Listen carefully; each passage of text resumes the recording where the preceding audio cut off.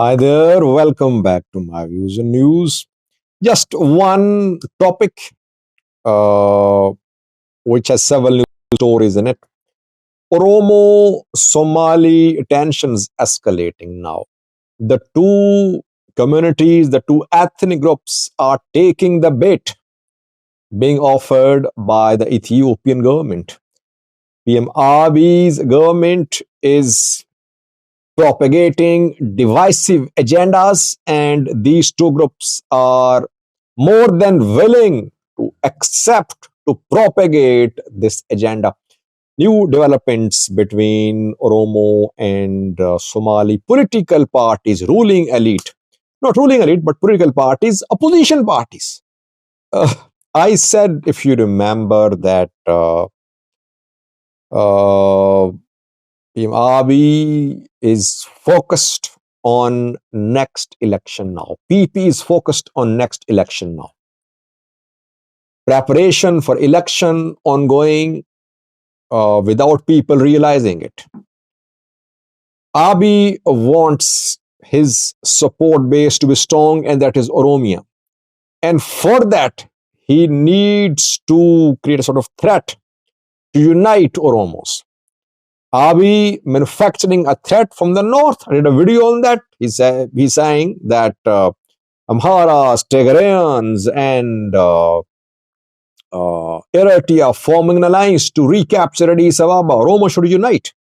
Second card being used by the ruling Prosperity Party is the tension over borders, over territories between Somalis and Oromos. Two statements in the last 1 week. One by Oromo opposition party. Second one came from Somali region of Ethiopia. Four Somali political parties issued a joint statement against Oromo political parties. So it was expected rather that these opposition parties will join because election is less than a year away. They'll try to form an alliance. They'll stand up to this government and they'll challenge the government politically. But they are being divided. I don't know if they are naive, if they are inexperienced, or if they've been blinded by their ethnic loyalties that they don't want to create any broad opposition alliance to remove PM Abiy from power, or at least to challenge him to conduct a free, fair, transparent election. I did a video when OLF and OFC met. For 4 days, they held a meeting. Oromo Federalist Congress, Oromo Liberation Front, two main opposition parties of Oromian, they held a meeting. Meeting was attended by religious leaders to Abagadas, to tribal elders were there too. And then they called for the establishment of Oromia transitional government in the Oromia region. They talked about Addis Ababa too. Finfine, they said Addis Ababa is part of Oromia. They showed their willingness to talk to the government, Prosperity Party. They did not say a word about election, but forming a broad opposition to contest election. Then Oromo Liberation Army issued a statement. It criticized the statement of OLF and OLS, saying that a broad political opposition should be established. Divisive agendas being spread by Abiy's government should not be followed by OLA, OLF. There's a video on that too. Now, two statements. Firstly, Oromo regional government has responded to reports of establishment of transitional government in Oromia.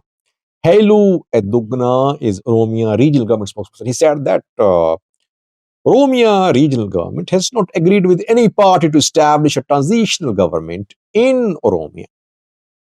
OLF, OFC, they have been demanding the establishment of transitional government for more than 2 years, which is a violation of constitution. Prosperity Party has not agreed to it, firstly. So, Oromia people is making it clear that it does not want to put in place a transitional government in Oromia, firstly. Four Somali political parties issued a joint statement yesterday. and they are mainly opposition parties. So Somali opposition is fighting Oromo opposition. The two sides should have joined hands to challenge Prosperity Party, but they are fighting each other. And PP on one page. This is how ruling parties divide opposition parties, and opposition parties, opposition politicians. They have been behaving like this for years in Ethiopia. Ogaden National Liberation Front is one of the parties which spoke yesterday. Union for Democracy and Freedom Party, UNDP. UDFP is the second party. UDFP, Union for Democracy and Freedom Party. Thirdly, Freedom and Equality Party, FEP. Fourthly, Western Somali Democratic Party, WSDP. These four parties have issued a joint statement. They say that OFC and OLF issued a statement and they have intention to reclaim Drideva and Muyale.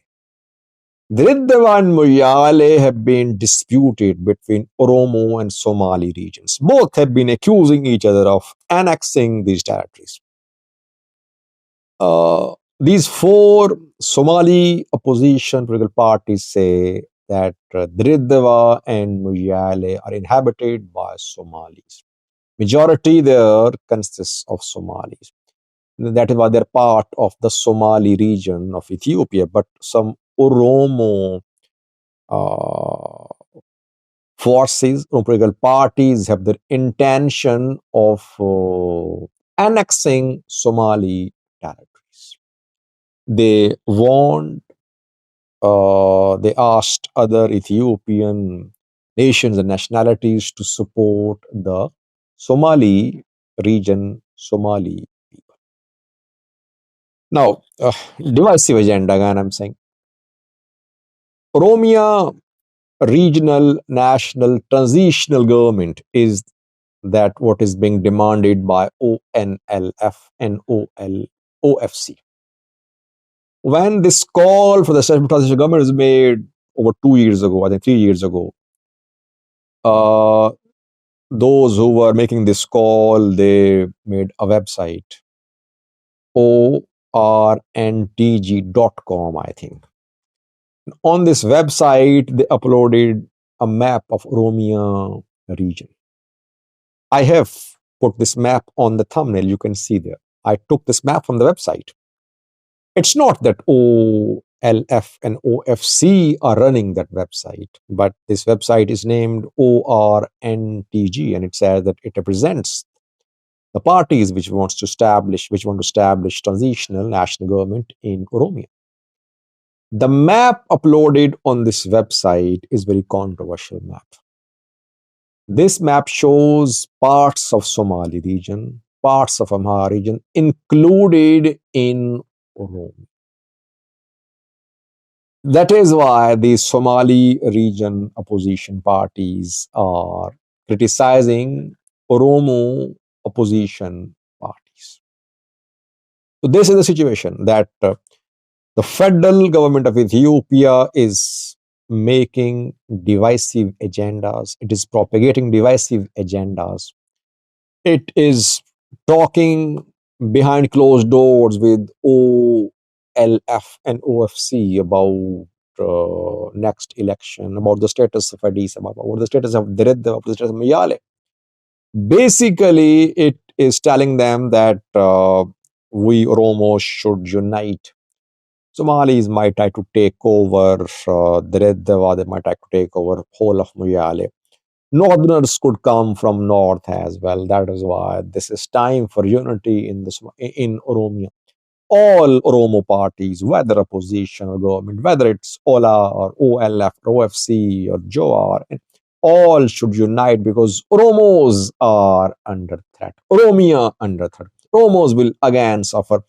They suffered, they sacrificed, they removed EPRDF, and now they should not once again be subject to the rulers from the north, or they should not be victims to excesses by Somalis. This is the type of narrative which is being propagated in the Oromo region, and unfortunately, Oromo opposition political parties are buying this narrative. Not just buying, they're propagating it as well. Again, I've been saying for almost 3 months now that establishment of joint opposition platforms is democratic, it's legal. This is how elections are contested. This is how elections are made fair, free, and transparent. Political parties tell the ruling party to ensure that elections should be transparent. And for that, they need to unite. Wherever there is lack of unity in opposition, government always has its way, and it conducts the type of election like the one we saw in 2021. It seems that these politicians, whether they are in Oromia or in Somali region, other parts of Ethiopia, they don't really believe in electoral process. They think that election won't be held in a transparent manner. So it's better to get something under the table. That they should reach a deal with PP under the table. No matter how election is held, they'll get their share. This is what they're working on. Dangerous strategy.